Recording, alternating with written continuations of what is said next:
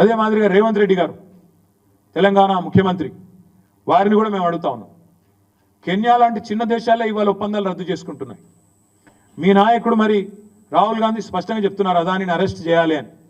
మరి మీరు అట్లాంటి వ్యక్తితో మీరు ఇంకా ఎందుకు ఒప్పందాలు రద్దు చేసుకుంటలేరో తెలంగాణ ప్రజలకు రేవంత్ రెడ్డి గారు కూడా సమాధానం చెప్పాలి. దేశం మొత్తానికి అదానితో నష్టమవుతున్నప్పుడు తెలంగాణకి ఎట్లా లాభం అవుతుందో రేవంత్ రెడ్డి సమాధానం చెప్పాలి. అదాని వల్ల అవినీతిమయమైన సంస్థ అని మీ అధినాయకుడు ఆరోపణలు చేస్తున్నప్పుడు అలాంటి వ్యక్తితో మీరు వ్యాపారం చేయడం తెలంగాణ వ్యాపార ప్రయోజనాలను తాకట్టు పెట్టడం కాదా? తెలంగాణ ప్రయోజనాలను తాకట్టు పెట్టడం కాదా? రేవంత్ రెడ్డి గారు సమాధానం చెప్పాలి. ఈతో పాటు ఈ మధ్యనే వార్తలు వచ్చినాయి, ఎన్సీపీ చీలికలో కూడా అదాని గారి పాత్ర ఉందని, రాజకీయాల్లో కూడా ఆయన జోక్యం చేసుకుంటున్నారని వార్తలు వస్తూ ఉన్నాయి.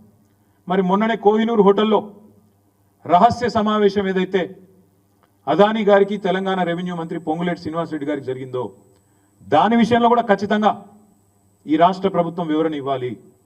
ఇలాంటి ఆరోపణలు, అరెస్టు వారెంట్లు ఎదుర్కొంటున్న వ్యక్తితో మీ మంత్రులు ఎందుకు రహస్యంగా సమావేశం అవుతున్నారు? ఏం ఆశించి సమావేశం అవుతున్నారు? తమ మీద జరిగిన ఈడీ దాడుల నుంచి కాపాడుకోవడానికా, లేదా బీజేపీ వాషింగ్ మెషిన్లోకి మీరు కూడా పోయి అలాగే బయటికి రానికి చేస్తున్నారా? అన్నిటి విషయాల్లో కూడా తప్పకుండా రేవంత్ రెడ్డి, కాంగ్రెస్ మంత్రులు సమాధానం చెప్పాలని చెప్పి కూడా మేము డిమాండ్ చేస్తూ ఉన్నాం.